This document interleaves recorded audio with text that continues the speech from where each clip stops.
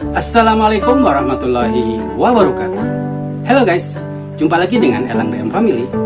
Nah guys, hari ini saya akan mengajar mata kuliah Fisika Dasar 2 yang berada di Prodi Teknik Elektronika.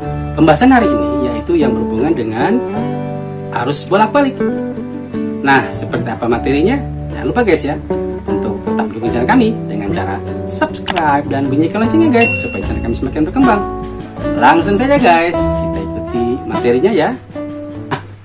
Arus bolak-balik itu tentu saja pada waktu kita bahas ya, itu tidak lepas dari pembahasan kita yang sebelumnya yang berhubungan dengan apa? Yang berhubungan dengan arus searah. Jadi kalau kita berbicara direct indirect ya, direct indirect maka berhubungan dengan arus bolak-balik dan arus searah.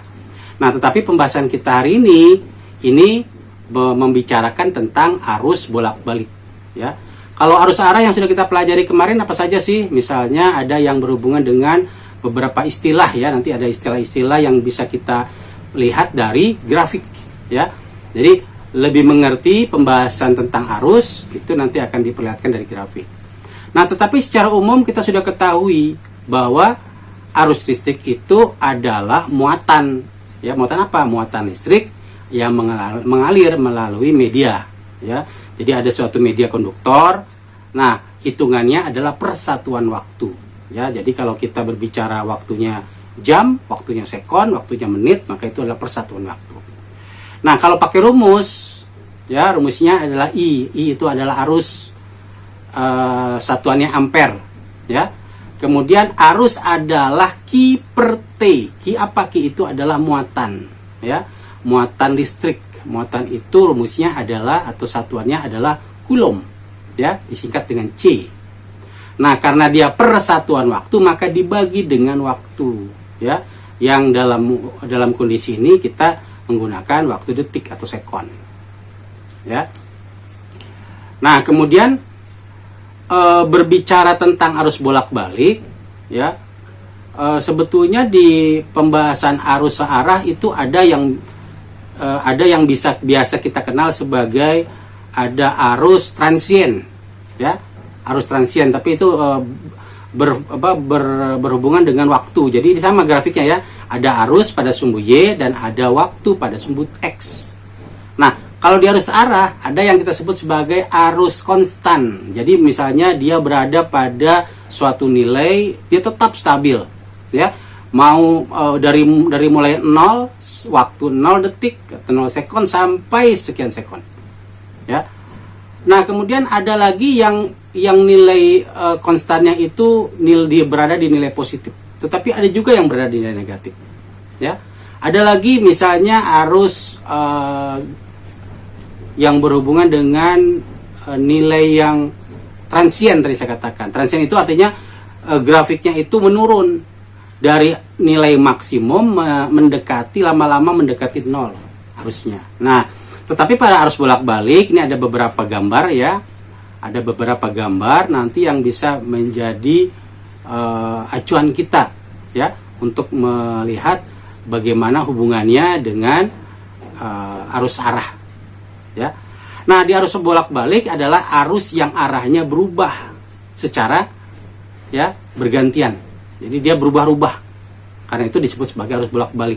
Jadi kadang ada di atas. Ini kalau ini kan kita sebut yang pertama ini adalah arus sinusoidal. Jadi karena apa? Karena bentuknya seperti grafik sinus, ya. Jadi dia maksimum, minimum, maksimum, minimum dan berganti-gantian. Nah, tetapi ada juga yang berubah dengan menggunakan kotak. Jadi kayak gini ya. Ini kayak pulsa nih ya. Jadi kalau kita berbicara arus, dia ke arah kanan, kemudian dia bisa berubah menjadi ke arah kiri dan juga bisa berubah lagi menjadi arah kanan. Jadi bolak-balik gitu ya. Dia bisa seperti itu. Nah, kemudian ada lagi yang seperti gigi gergaji. Seperti ini ya.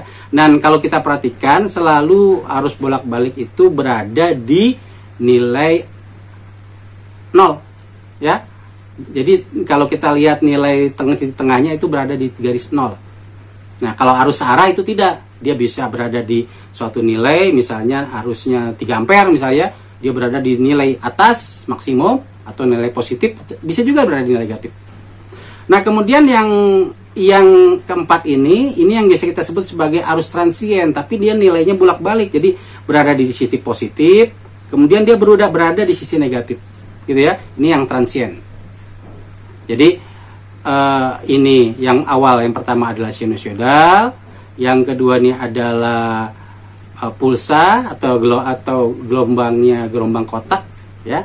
Kalau yang ini adalah gergaji, kalau yang terakhir ini adalah transien. Jadi sama ya, dia nilainya berubah-ubah dari posisi atas ke bawah, kiri kanan. Nah, bentuk arus bolak-balik yang paling sederhana, yang biasa sudah kita kenal, itu kita kenal sebagai arus sinusoidal. Nah, karena apa?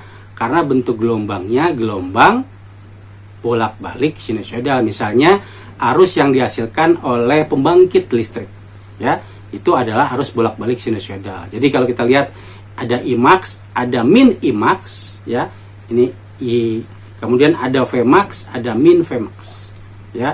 Jadi kalau anggaplah ini adalah nilai maksimumnya, ini nilai minimumnya, gitu ya. Nah, ini semuanya berdasarkan periode. Jadi kalau kita berbicara satu periode, ya, berada di titik puncak ke puncak atau lembah ke lembah, ya, itu satu periode. Nah, kemudian arus bolak-balik sinusoidal, ya, ini yang akan menjadi konsen kita nanti ya dalam berbicara tentang rumusnya, bagaimana rumus arusnya, ya, RMS-nya kayak apa, tegangan RMS-nya kayak apa, nanti kita akan cek satu persatu. Nah, untuk arus bolak-balik, ya, jadi untuk arus bolak-balik yang di sini terlihat, arus bolak-balik sinusoidal, ya, itu berhubungan dengan apa? Berhubungan dengan beberapa informasi yang perlu kita ketahui. Yang pertama adalah nilai V, ya. Ini adalah V, sudut, ya, sudut pasak, ya. Jadi kalau kita berbicara V0 itu adalah fase mula-mula pada saat T sama dengan 0. Kemudian T ini, ya, T besar ini adalah periodenya, periode arus, ya. 2V ini adalah berhubungan dengan satu lingkaran penuh atau berhubungan dengan satu gelombang sinusoidal 360 derajat, ya. Kalau ini 2V berarti 2 dikali 3,14, ya. Kemudian T kecil ini adalah waktu. Jadi kalau kita berbicara arus bolak-balik sinusoidal, rumusnya adalah I max, ya, arus maksimum, yaitu amplitudo maksimum untuk arusnya, ya, I max dikali cos. Cos apa? Cosnya adalah 2V per T dikali T plus V0, ya. Jadi kalau biasa di dalam bidang tenaga listrik kita kenal sebagai cos V. Nah, ini cosnya di sini, V-nya di belakang. Oke, ya. Kita lihat lagi yang berhubungan dengan arus bolak-balik sinusoidal. Apalagi yang perlu kita ketahui selain arusnya? Yang perlu kita ketahui selain arus adalah tegangannya, ya. Jika arus melewati sebuah hambatan, maka tegangan antara dua ujung hambatan memenuhi hukum Ohm. Apa hukumnya? Persamaannya yang sudah kita kenal. Beban dikali arus, R dikali I sama dengan V. Jadi V sama dengan I kali R, ya, atau R kali I. I-nya apa? I-nya tadi, ya. I-nya itu tadi, yaitu I max cos 2V per T kali T plus V0, ya. Nah, persamaan ini, ya, I kali R kali I, R dikali I max itu, ya, itu sama dengan V tegangan. Jadi V max sama dengan cos 2V per T kali T plus V0. Oke, ya. Harus bedakan antara T besar T kecil. T besar menyatakan periode, T kecil menyatakan waktunya. Nah, artinya Vmax di sini adalah berhubungan dengan apa? Berhubungan dengan R dikali I max, ya, IM. Jadi amplitude tegangan, ya. Oke, ya. Jadi kita sudah paham berhubungan dengan arus sinusoidal dan tegangan yang berhubungan dengan arusnya sinusoidal. Kemudian ada lagi yang kita sebut sebagai VRMS, V rata-rata, ya, V rata-rata. Jadi kalau kita berbicara tegangan rata-rata, maka rumusnya berhubungan dengan limit. Ya, V sama dengan limit 1 per tau diintegralkan dari 0 sampai tau V dt. Ya, karena ini adalah limit, maka tau-nya itu mendekati tak terhingga. Integral di atas dilakukan terhadap waktu dan rata-rata dilakukan pada selang waktu tau menuju tak berhingga. Untuk fungsi sinusoidal, rata di atas menghasilkan nilai yang sama, M sama dengan rata atau per rata-rata ya, atau biasa kita sebut sebagai rata-rata atau rata-rata selama satu periode. Ya, jadi tegangan rata-rata dapat ditulis dalam bentuk V sama dengan 1 per T integral dari 0 sampai T V dt. Ya, nah ini persamaan-persamaan tegangan rata-rata, karena nanti kita akan berbicara tentang sudut fasor, ya, sudut-sudut yang berhubungan dengan tegangan dan arus. Nah, pada tegangan, ya, dengan menggunakan V sama dengan V max cos, ya, 2V per T dikali T plus V to, ya, dikali V0, maka persamaan ini kalau kita kombinasikan dengan persamaan yang tadi, maka kita dapatkan persamaan utuhnya, ya, dengan catatan kita mengganti VM-nya ini, ya, kita tambahkan dan persamaannya menjadi persamaan yang kedua yang ada di bawah ini. Nah, kemudian kita sederhanakan, kita lakukan proses integral dengan catatan kita lakukan pemisalan, ya, dengan catatan ini kita jadikan pemisalan 2V T 2V per T dikali T plus V0 itu kita jadikan X. Nah, maka yang ini yang dalam kurung cos ini semuanya menjadi X, ya. Nah, kalau kita diferensialkan ruas kiri dan kanannya, ya, maka 2V per T dt itu sama dengan dx. Nah, kalau kita lanjutkan pembahasannya, maka dt sama dengan t per 2v dx. Nah, persamaan itu kalau kita kembalikan kembali, ya, kita kembalikan lagi persamaannya ke bentuk semula, kemudian kita ubah dt-nya, ya, menjadi t per 2v dx, maka persamaannya berubah menjadi hasil akhir. Nah, ini hasil akhir kita lihat, ya. Jadi V sama dengan V max per 2V sin 2V per V0 dikurangi sin 0, ya, ditambah V0. Nah, hasil akhirnya akan kita dapatkan karena sin V0 dikurangi sin V0 hasilnya 0, ya. 0 dikali depannya pun 0, nah, maka hasilnya sama dengan 0, ya, tegangan rata-ratanya.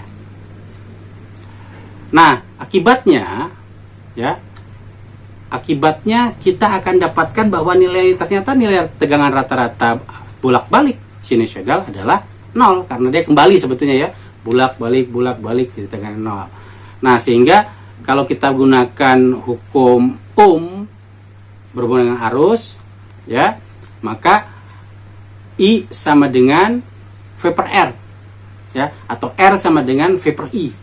Nah, maka persamaan ini kalau tegangannya 0 per R, maka arusnya pun kita dapatkan nilainya 0. Ya, untuk sinusoidal. Nah, kemudian ada lagi yang kita kenal sebagai tegangan RMS. Ya. Apa itu tegangan RMS? Tegangan RMS itu singkatan dari root mean square. Jadi diakarkan, dikuadratkan. Ya, kalau hubungan dengan tegangan maka ada VRMS.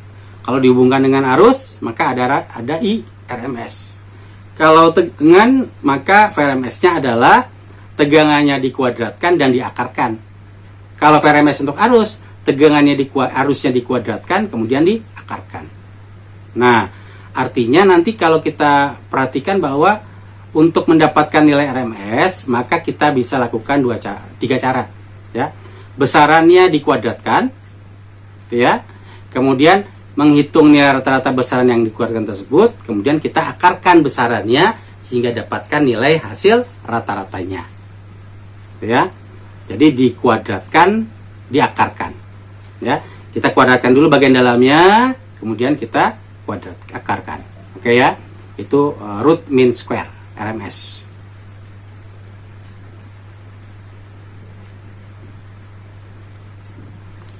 Nah, kalau tegangan dan harusnya ada RMS. Sekarang kita lihat contoh bagaimana kita menghitung nilai RMS dari tegangan bolak-balik sinusoidal.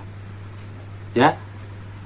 Awalnya kita ketahui V sama dengan Vm cos 2Vt per T ditambah V0. Nah, kalau ini kita kuadratkan semua, maka di seluas kiri kita kuadratkan, di luas kanan kita kuadratkan. Kalau kita sudah kuadratkan, maka semua bagian yang ada berhubungan dengan V-nya, cos-nya, itu harus kita kuadratkan. Nah, sehingga persamaan akhirnya itu yang di bawah ini. Ya, V kuadrat sama dengan V kuadrat maksimum dikali 1 per T integral. Nah, ini kita kembalikan, masuk menggunakan apa? Kita masuk menggunakan persamaan yang ada sebelumnya. Nah, kalau kita kembali misalkan 2Vt per T plus V0 adalah X, ya, maka dengan mendiferensialkan ruas kiri kanannya, maka yang awalnya 2Vt per dt sama dengan dx menjadi dt sama dengan T per 2V dx. Nah, kemudian kita substitusikan sehingga persamaannya menjadi V kuadrat sama dengan V kuadrat E max dikali 1 per T, ya, T besar, integral cos kuadrat X T per 2V dx. Nah, hasil akhirnya di sini, ya. Jadi V kuadrat max per 2V, ya, yang belakang tetap integral cos kuadrat X dx. Itu konstantanya kita kedepankan, ya. Nah, karena kita ingin mencari cos kuadrat X, kita ambil dari bentuk persamaan ini, ya, trigonometri, ya. Jadi awalnya adalah cos 2x adalah cos kuadrat X, ya, cos kuadrat X min sin kuadrat X, ya. Nah, persamaan ini kalau kita sederhanakan, maka kita dapatkan sama juga dengan 2 cos kuadrat X min 1. Nah, sehingga bentuk cos kuadrat X itu sama juga dengan setengah ditambah setengah cos 2x. Ya, ini penyederhanaan dari bagian atas saja. Nah, akibatnya untuk tegangan root mean square RMS, maka kita masukkan, ya, kita masukkan apa? Kita masukkan nilai yang kita peroleh. Nah, sehingga fungsi sinusoidal, ya, fungsi sinusoidalnya tadi kalau kita substitusikan dia berubah persamaannya, ya. Jadi kalau kita substitusikan dia menjadi persamaan tegangan root mean square, ya. Kalau kita substitusikan di persamaan yang bagian atas ini, kita akan dapatkan bentuk V kuadrat. Nah, ini bentuk V kuadrat yang kita peroleh. Tapi dia belum selesai, ya. Nah, sehingga kalau kita ambil sin 4V tadi, ya, plus 2V tadi adalah sin 2V, maka persamaan itu jadi bisa lebih sederhana, ya. Kita sederhanakan, maka kita dapatkan V kuadrat sama dengan V max kuadrat per 2V dikalikan V ditambah V0 kuadrat per 2 ditambah setengah sin 2V. Nah, dikurangi dengan V0 per 2 ditambah setengah sin 2V0.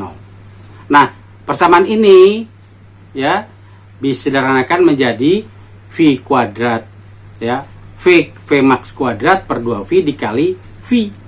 Nah, ini kalau dikali V, V-nya dicoret, maka kita dapatkan V max kuadrat per 2. Nah, sehingga tegangan RMS itu sebetulnya sudah setelah kita hitung, kita dapatkan VRMS sama dengan akar V kuadrat, ya, akar V kuadrat. Jadi V kuadrat diakarkan.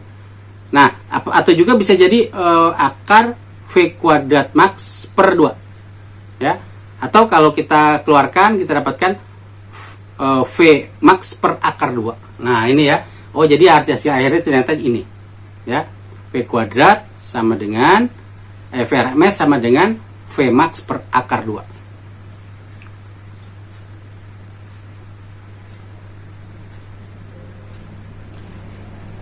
Ini ada contoh, ya. Tegangan listrik PLN di Indonesia memiliki frekuensi 50 Hz. Ya. Tegangan dialirkan ke rumah besarnya adalah 220 volt. Nyatakan tegangan tersebut dalam fungsi waktu. Ya, ketahui F-nya sama dengan 50 Hz, periodenya adalah 1 T sama dengan 1 per F atau 1 per 50 sekon. Tegangannya 220 volt yang dialirkan ke rumah tangga merupakan tegangan RMS. Maka VRMS-nya sama dengan 220 volt. Nah, kemudian kita cari Vmax-nya dulu ya. Ya. Vmax-nya tegangannya adalah akar 2 kali VRMS. Jadi kita dapatkan 220 akar 2 volt. Nah, itu berarti Vmax-nya. Ya, amplitudo tegangan maksudnya. Nah, sekarang kita dapat tegangan sebagai fungsi waktu. Jadi kita masukkan persamaan yang tadi yang sudah kita dapatkan, nilai-nilai kita masukkan, ya. Vmax-nya 220, kemudian akar 2 ya. Kemudian T-nya adalah 1 per 50. Kemudian persamaannya kita hitung. Nah, maka persamaan inilah yang kita sebut sebagai tegangan fungsi waktu, VT. 220 akar 2 cos 100 VT plus V0. Nah, V0-nya V0-nya ini bisa berapa saja nantinya ya. Tapi ini kan bentuknya masih bentuk persamaan. Nah, kalau ada arus, ada tegangan, tentu ada daya. Ya. Nah, kalau kita perhatikan daya pada hambatan itu berhubungan dengan perkalian. Apa? Daya adalah arus dikali tegangan. Atau arus dikali, kalau tegangan adalah arus dikali beban, maka sama juga dengan arus dikuadratkan dikali beban. Ya. Nah, sekarang kalau kita punya hambatan R dialir arus bolak-balik, bagaimana tegangan antara dua ujung hambatan itu? Nah, maka persamaan ini bisa kita pakai. V sama dengan Vmax cos 2 VT per T plus P0. Ya. Nah, berdasarkan hukum Ampere, arus yang mengalir pada hambatan adalah I sama dengan V per R. V-nya kita pakai yang Vmax ya. Vmax cos 2 VT per T plus V0. Nah, tinggal kita bagi dengan R saja. Maka ini yang kita sebut sebagai arus yang mengalir pada hambatan. Yang bawah ya, yang bagian bawah ini. Nah, kemudian bagaimana dengan dayanya? Ya, daya adalah V kuadrat per R. V kuadrat per R. Ya. Nah, kalau V-nya ini kita ganti menjadi VRMS, maka persamaannya sama juga dengan apa? V RMS dikuadratkan per 2. Ya, ini bentuknya saya kira tidak terlalu sulit ya untuk kita pahami, karena pada basicnya kita sudah tahu rumus tegangan seperti apa, rumus daya seperti apa, rumus arus seperti apa. Nah, sekarang kita lihat bentuk tegangan bolak-balik ya pada ujung hambatan. Jadi di sini terlihat ada apa nih? Di sini terlihat ada hambatan atau resistor ya dengan nilai tertentu. Maka kalau kita ingin mengetahui tegangan yang ada di dalam hambatan itu, kita sebut sebagai VR. Berapa arusnya? Arusnya adalah I sama dengan I max cos omega T plus V0. Ya, plus V0. Nah, pada sebuah hambatan yang dialiri arus bolak-balik, maka berhubungan dengan nilai arus ini. Ya, dengan catatan omega itu adalah 2V per T. Ya, 2V per T kan kita sudah ketahui ya. Jadi kalau kita buat persamaannya jadi lebih sederhana, jadi sederhana dia. Ya, sehingga kalau kita tahu IM-nya adalah arus maksimum amplitudo, arus maksimum ya, I max. I adalah arus yang dicari nanti oleh kita, omega adalah frekuensi sudut ya. Biasanya satuannya itu radian per sekon ya. Kemudian T-nya ini adalah waktu ya. Final adalah sudut fase mula-mula ya, fase awal. V-nya tegangan, R-nya hambatan.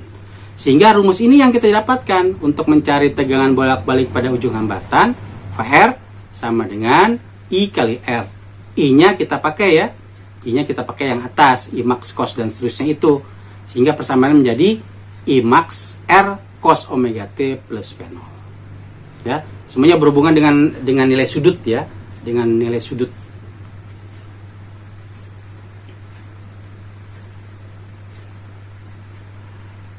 Nah, Sekarang kita lihat ya ilustrasi berikut. Mudah-mudahan terlihat ya di layar.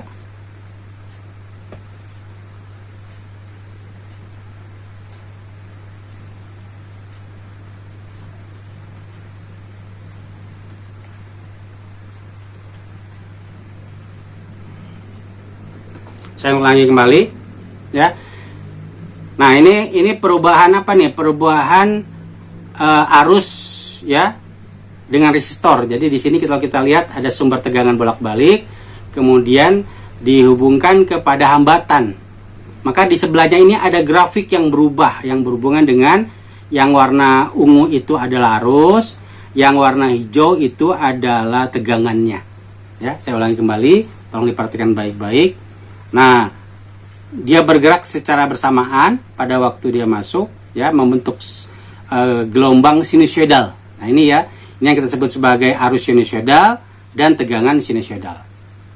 Ya, artinya arus dan tegangan berubah secara bersamaan karena fase dalam fungsi kosinus sama bentuknya. Ketika arus 0, tegangan pun 0. Dan ketika arus maksimum, tegangannya pun maksimum. Oke ya, perhatikan baik-baik, saya mau lagi kembali. Ya, ini dia bergerak bersama-sama pada dia waktu maksimum, dia maksimum. Ya, arus mendapatkan dan tegangan pun mendapatkan nilai yang sama. Oke ya. Nah, sekarang kita lihat kalau hubungannya tegangan dengan kapasitor. Tadi kan kalau tadi dengan hambatan atau resistor, ya. Kalau di sini ada ilustrasi kapasitor. Ini kita pakai kapasitor elektrolit ya. Jadi dikasih sumber tegangan, ya. Maka di sini akan mengalir arus I max sama dengan cos omega t plus V0. Ya. Nah, maka arus yang mengalir pada kapasitor, rumusnya yang tadi saya informasikan, I sama dengan I max cos omega t plus V0. Nah, omeganya itu adalah 2 pi per T atau 2 pi per periode. Ya. Nah, di sini harus kita kenal adalah istilah. Jadi kalau kita berbicara VC itu berarti tegangan pada kapasitor. Kalau kemudian di sini ada Q, yaitu muatannya, muatan listrik satuan kulom. Kemudian C-nya ini adalah kapasitornya atau kapasitas kapasitornya, ya, satuannya farad. Kemudian ada XC, XC itu resistektansi, ya, rektansi kapasitif. Nanti karena dia resistektansi kapasitif maka sama seperti beban ya, jadi dia punya satuan ya. VC sama dengan Q per C, ya. Q adalah integral dari IDT. Jadi kalau I-nya sudah kita ketahui, I max cos omega t plus V0 dan seterusnya. Nah, maka Q itu sama juga dengan I max per omega sin omega t plus V0 ya. Awalnya cos ya karena diintegralkan, cos diintegralkan adalah sin. Ya, karena diintegralkan omega t menjadi 1 per omega. Ya, karena itu di bawahnya sekarang. Sehingga VC adalah tegangan kapasitornya adalah I max per omega C sin omega T plus V0. Nah, ini ya. Nah, persamaan ini akan kita pakai ya.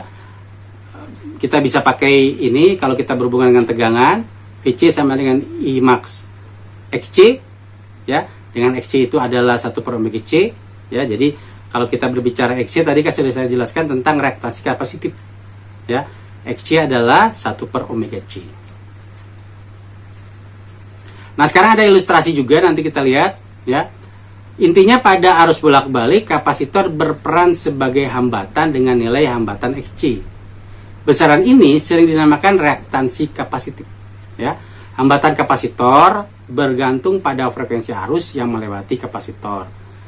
Jika frekuensi arus sangat besar, maka hambatan kapasitor semakin kecil. Ya, dengan aturan trigonometri maka kita lihat hubungannya ya, sin omega t plus V0 sama dengan cos omega t plus V0 min setengah ya. Ini min V per 2, V per 2 ini sama juga dengan min 90 derajat ya. Nah, kalau itu berhubungan dengan apa? Cos ya. Bagaimana kalau dia berhubungan dengan VC-nya? Ya.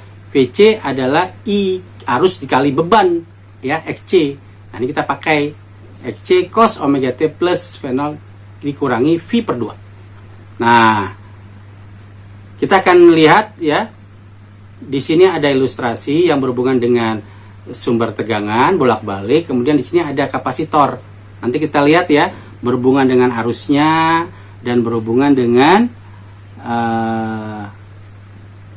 tegangannya, ya.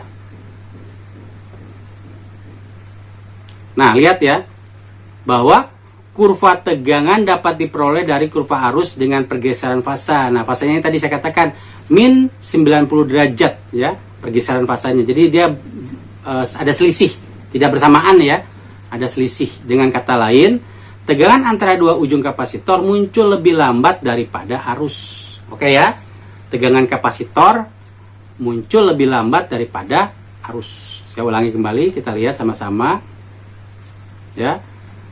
Jadi pada waktu arus turun ya, dia sudah naik, dia tegangannya masih turun. Nah, nanti karena itu ada selisih berapa? Ada selisih 90 ya, ada selisih 90.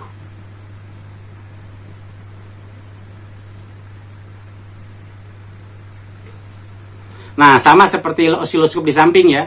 Jadi kalau kita perhatikan, oh ternyata sama nih dengan gambar osiloskop yang ada di samping ya. Nah, kurva A menyatakan tegangan antara dua kaki hambatan dan B itu tegangan antara dua kapasitor ya. Tegangan antara dua kaki hambatan mendahului fase tegangan antara dua kaki kapasitor. Bedanya adalah sebesar setengah derajat, 90 derajat atau V per 2 ya. Jadi di sini kata rumus-rumusnya ini semuanya dikurangi dengan 90 derajat atau di min V per 2. Ada contoh ya, sebuah kapasitor dengan kapasitas 1/5 V mikrofarad dipasang pada tegangan bolak-balik dengan frekuensi 1000 Hz ya. Jika pada rangkaian timbul arus listrik 50 mA ya, maka tegangan listrik pada ujung-ujung kapasitornya adalah berapa? Nah, kalau persamaannya kita pakai dulu yang standar dulu ya. C-nya diketahui 1/5 V mikrofarad ya. Frekuensinya digunakan 1000 Hz. Arusnya 50 ampere. Ditanya VC sebetulnya ya, ujung-ujung kapasitor, tegangan ujung kapasitor C. Nah, karena ini kapasitor, maka kita cari yakni kapasitifnya dulu, XC-nya itu 1/2 V ya, F kali C ya. Berarti kita ambil ya nilai-nilai yang ada, 2V kali F, frekuensinya 1000 kali C, C-nya adalah, kita hitung C-nya ya, yang tadi di sini sudah ada ya, kita hitung, maka kita dapatkan nilai XC-nya itu sekitar 2500 ohm. Nah, tapi karena kita ingin mencari tegangan kapasitor, maka sama juga dengan arus dikali XC ya, 50, arusnya 50 mA kali 10⁻³ dikali 2500, maka kita dapatkan VC-nya adalah 125 volt ya, 125 volt.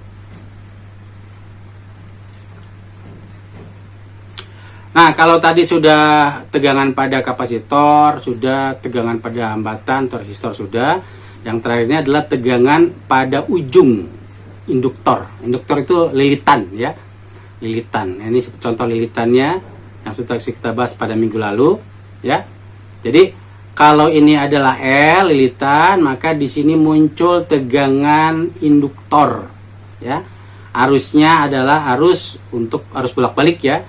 Jadi I sama dengan I max cos omega T plus V0 ya. Ini sudah kita ketahui untuk arusnya dan untuk omeganya 2V per T. Nah, tegangan antara dua ujung induktor dapat ditentukan dengan persamaan ini. VL sama dengan, VL ini ada tegangan induktor ya, kemudian sama dengan L dikali D per dt. L-nya adalah induktansi kumparan atau satuannya Henry ya, satuannya Henry di sini ada. Kemudian ada lagi XL. XL itu reaktansi induktif. Kalau XC reaktansi kapasitif. Ya, ini satuannya ya, reaktansi induktifnya. Nah, nanti dipakai ya XC itu di mana? Kita lihat karena I-nya adalah I max cos omega T plus V0, maka kalau diturunkan cos adalah min sin. Ya. Maka di sini kita katakan bahwa XL sama dengan omega L. Ya, omega itu 2V/T dikali L. Ya. Nah, maka VL itu adalah min XL. Ya, ini kita ganti nih yang min omega L-nya dengan XL. Min XL I max sin VT plus V0. Ya. Jadi ketika dia arus bolak-balik, induktor berperan sebagai hambatan dengan nilai hambatan XL. Hambatan XL ini sering juga kita sebut sebagai reaktansi induktif. Ya. Nah, nilai hambatan ini makin besar jika frekuensi arus makin besar, gitu ya. Nilai hambatan makin besar jika frekuensi arusnya makin besar.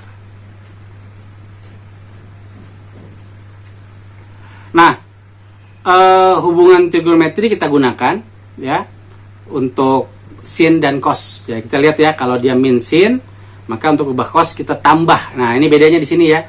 Terjadi penambahan sudut 90 derajat. Nah, sehingga bentuk tampilan osiloskopnya yang berhubungan dengan hambatan dan induktor ya, ini seperti yang ada di sebelah kiri ya. Dia seperti apa nih?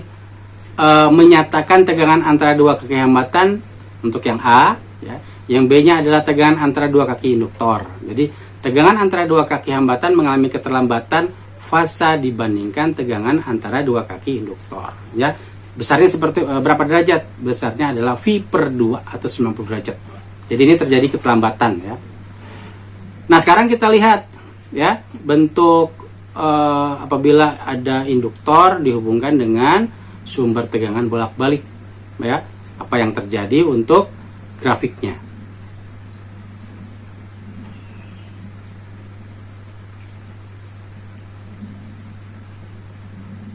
Oke ya. Nah, itu yang terjadi. Jadi kalau kita perhatikan bentuk kurva arus dan tegangan antara ujung induktor. Kurva tegangan dapat diperoleh dari kurva arus dengan menggeser fasa ke kiri sebesar V/2 atau 90 derajat. Ini menandakan bahwa tegangan antara dua ujung induktor mendahului arus ya. Jadi kalau kita lihat di sini yang warna ungu itu arusnya, current-nya ya. Yang hijau itu tegangannya. Oke, saya ulangi kembali ya. Bentuknya, perubahannya. Ya, bahwa arus selalu mendahului tegangannya.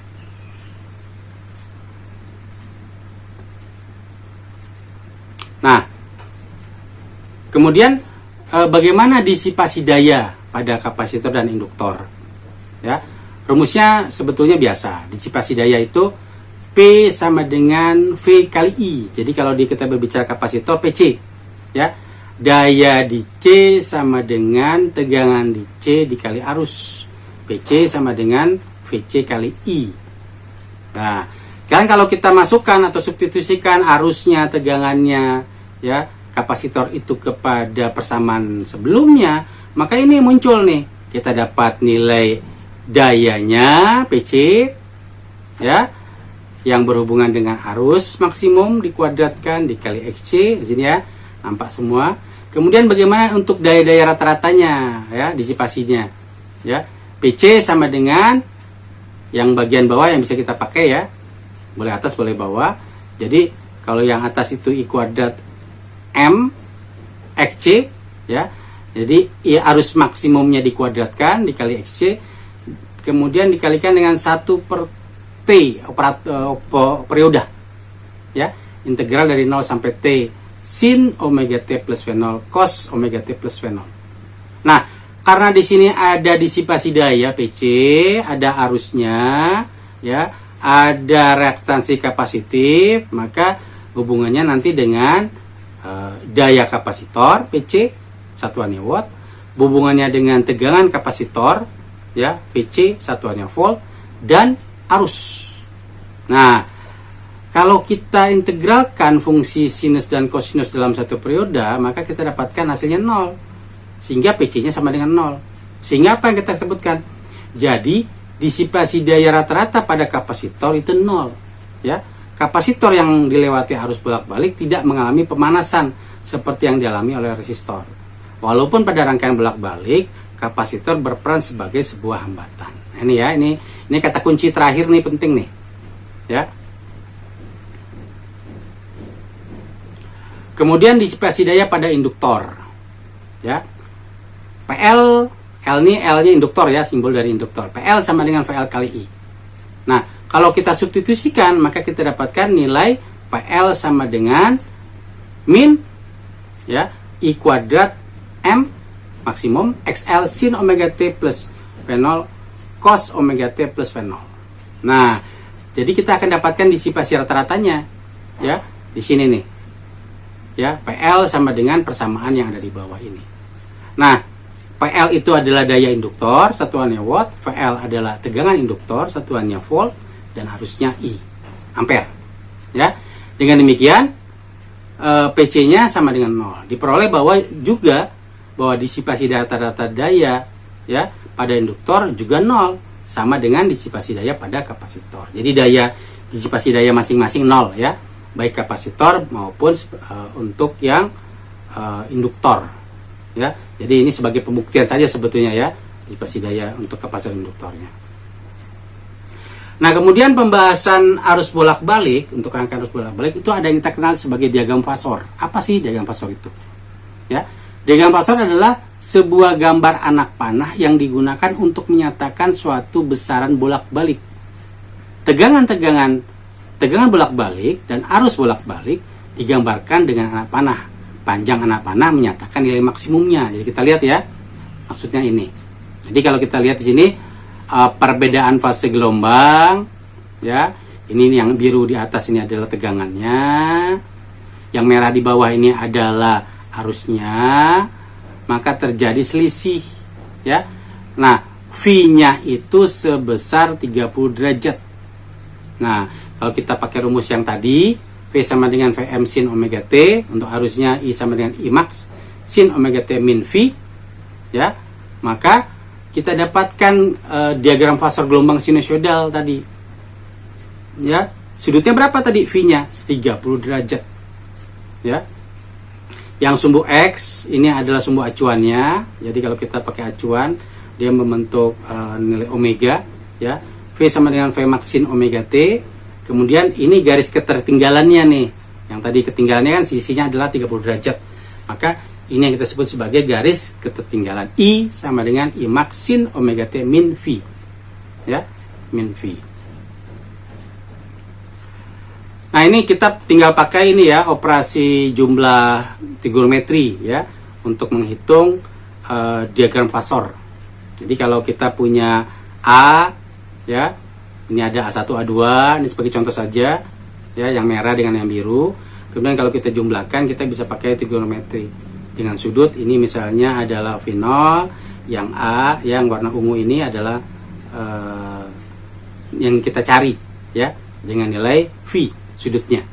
Maka V1 adalah A cos omega T, V2 adalah A2 cos omega T plus V0.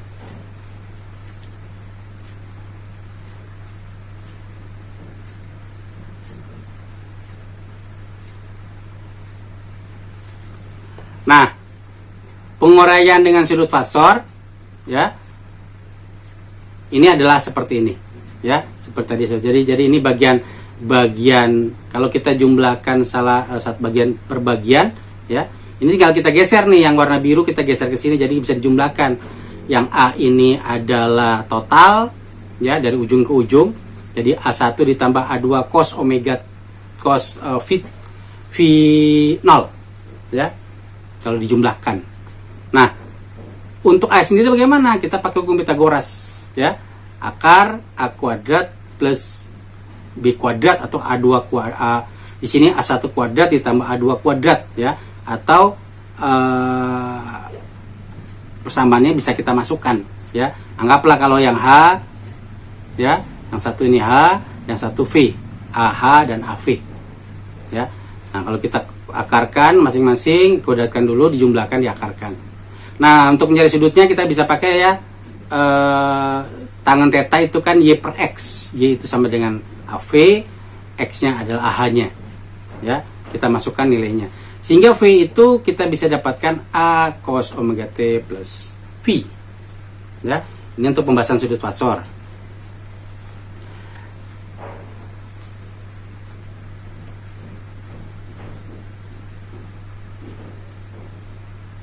Ini ada contoh ya. Jadi kalau kita punya nilai misalnya ya V1, 7, sin dan seterusnya. Nah, maka 7 itu adalah di sini nih A1. Ya. Berarti nilai-nilai yang ada di sini ini bisa kita dapatkan ya.